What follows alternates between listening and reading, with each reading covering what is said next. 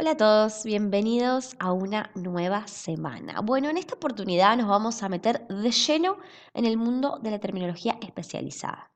Esta vez desde una perspectiva aplicada. ¿Qué significa esto? Vamos a pensar y actuar como traductores profesionales que arman sus propios glosarios, que usan corpus para validar los términos con los que trabajan. Vamos a afinar nuestro ojo traductológico y a gestionar el conocimiento técnico en cada paso del proceso de traducción. El objetivo principal de esta semana es que podamos revisar con ojo crítico las decisiones terminológicas que tomamos y relacionarlas con el contexto real en el que se utilizan estos términos. Por otro lado, la idea es empezar a integrar las herramientas digitales que venimos usando y que nos permitan automatizar el trabajo, ¿sí? O parte del trabajo y que nos sean realmente útiles. Queremos construir glosarios sostenibles, glosarios adaptables, que en este caso respondan al campo de la ingeniería civil y al tipo de texto que vamos a traducir. Y por último, pero no menos importante, esta semana vamos a intentar comprender el valor del corpus como recurso de validación, ¿sí? Más allá de los diccionarios. Bueno, esta semana, como siempre, tenemos la hoja de ruta y la guía de lectura que les mostraba recién. Esta guía de lectura va a acompañar a estos tres textos que tenemos esta semana. El primero de ellos es un apunte de cátedra en el que analizamos cómo se organiza el discurso técnico eh, en ingeniería civil. Habla de los textos y los documentos que se suelen traducir en este campo. Nos cuenta un poco de historia sobre cómo el desarrollo tecnológico trajo consigo tanto la difusión del lenguaje culto como esto de investigación más desarrollo, ¿sí? Con la fabricación de nuevos materiales, nuevos procedimientos. Nos habla también acerca de qué es la ingeniería civil y cómo se relaciona con el medio ambiente, con las obras públicas. Vemos en este material eh, cómo los patrones en el lenguaje van variando de acuerdo a la situación comunicativa. Las particularidades de la lengua de especialidad de la ingeniería civil, ¿sí? Nos muestra algunos ejemplos de uso común en cuanto al vocabulario. Bueno, y en cuanto al léxico, este apunte explora qué papeles juegan las metáforas. Acá las vemos. Eh, las metáforas técnicas, antropocéntricas, zoomórficas, mecánicas, patológicas. Y las presenta como un recurso terminológico y cognitivo. ¿Sí? Explora además cuál es la dificultad de traducirlas respetando su función conceptual.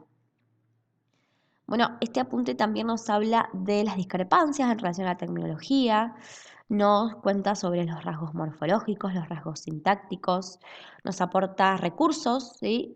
Que están abajo de todo, acá recursos para la documentación.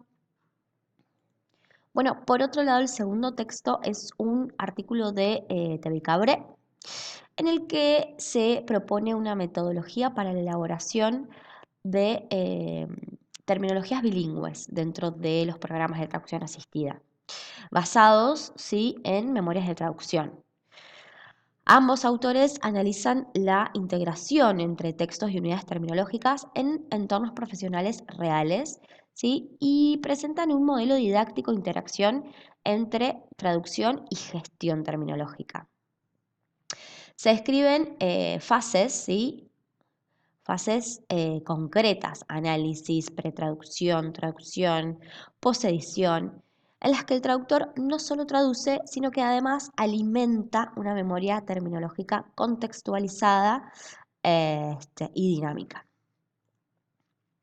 Bueno, y por último, el tercer texto es un artículo de Chantal Pérez Hernández en el que se aborda cómo utilizar los corpora, ¿sí? O sea, los corpus especializados para realizar trabajos terminográficos más rigurosos, sistemáticos, contextualizados, como decíamos antes.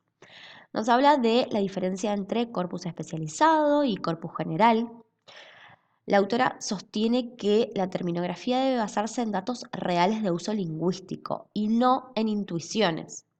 especialmente cuando el terminógrafo no es especialista en el área tratada y nos muestra las opciones que tiene el terminógrafo, digamos, en estos casos. Nos habla también de las dimensiones del conocimiento que puede transmitir un término técnico, además de su forma lingüística. El texto justifica el uso de corpus informatizados como fuente principal. ¿Para qué? Para detectar, para analizar, sistematizar términos dentro de un campo de especialidad. Nos explica además la autora cuáles son los principales criterios propuestos para seleccionar textos, ¿sí? Para un corpus especializado. Nos cuenta además que acerca de la representatividad, la autora habla del papel que cumplen los criterios externos como género, modalidad, origen en la conformación del corpus y de cómo esto puede influir el nivel de tecnicidad de un texto en el análisis terminológico o traductológico. En este artículo además se destacan dos funciones clave de los corpus: permitir el acceso a cómo se usan realmente los términos en contextos especializados y brindar herramientas a la hora de estudiar el conocimiento conceptual que estos términos pueden representar. Bueno, pasando a las actividades. Esta semana tenemos un ejercicio en foro para gestionar la investigación terminológica puntual. ¿Qué vamos a hacer? Vamos a elegir uno de estos dos recursos, ¿sí? Hancock y Voyant Tools. Tenemos acá el tutorial de Hancock y acá el tutorial de Voyant Tools. Después vamos a cargar en el recurso elegido los archivos eh, de los contextos asociativos, de las fichas terminológicas, del trabajo práctico, ¿sí? La mayor cantidad posible, o también pueden buscar textos paralelos. Recuerden que esto tiene que hacerse en formato PDF, TXT o docx, digamos. El enlace también, si el recurso lo permite, por ejemplo, Voyant lo permite. Y lo que lo que vamos a compartir en el foro y queremos analizar es cuántas veces aparece el término que elegí como equivalente en los textos paralelos. El grado de frecuencia justifica el uso en mi memoria de traducción. En los textos paralelos de mis colegas aparece también mi equivalente. ¿Cómo son las colocaciones del término en mi corpus? O sea, qué verbos o qué adjetivos acompañan a este término. Bueno, esta es la idea de trabajar en el foro. Pasando al trabajo práctico número 11. Tenemos esta semana una parte de teoría aplicada colaborativa que va en esta sección, ¿sí? La primera parte del trabajo práctico es una sección colaborativa en forma de glosario. Este glosario colaborativo está pensado para armar un vaciado terminológico. ¿Qué vamos a hacer? Vamos a elegir un término del texto origen, ¿sí? Del fragmento para traducir o del glosario del texto origen, y lo vamos a dejar plasmado, abriendo acá una entrada, añadiendo una entrada en el glosario en la que el término sea el título, ¿sí? Para que el resto sepa qué término usé y que ese término no se repita. Bueno, ahora sí pasamos a la investigación terminológica puntual. Vamos a hacer una investigación puntual para el armado de un glosario del traductor colaborativo. Vamos a completar esta ficha terminológica, que es una ficha breve para el término que elegimos, ¿sí? La definición puede tomarse del mismo texto origen o del glosario del texto origen. Además, vamos a compartir la ficha terminológica con el resto de los compañeros para formar un glosario colaborativo. La calificación depende de que esta ficha sea compartida. Entonces vamos a completar con el término, el campo temático, el equivalente, la definición, la fuente del equivalente o de la definición. Acá sí les vamos a pedir que lo hagan con normas APA y con el enlace para recuperar la búsqueda, incluso si es el mismo texto origen, ¿sí? Igual les pedimos que lo citen con normas APA y pongan el enlace.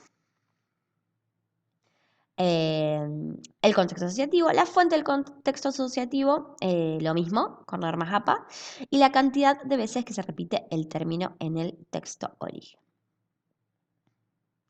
Bueno, y el último punto de teoría aplicada, acá tenemos el trabajo práctico, el punto 1 y el punto 1.1 y el punto 1.2. Y el tercer punto de teoría aplicada es entregar una base terminológica de WordFast o MemoQ, ¿sí? Con al menos 4 términos del glosario colaborativo. El programa les va a permitir hacer una base terminológica con muchos menos campos de los que la ficha pide, ¿sí? Probablemente sean solo término, equivalente y fuente. Bueno, y por último tenemos la traducción, ¿sí? En la que vamos a usar Tao, ¿sí? Y tenemos que entregar un archivo bilingüe para el cliente en formato TXLF y un archivo bilingüe en Word. Bueno, eso es todo por esta semana. Cualquier duda que tengan respecto al material o respecto a las actividades la pueden dejar en el foro. Yo les mando un saludo y les deseo una muy buena semana.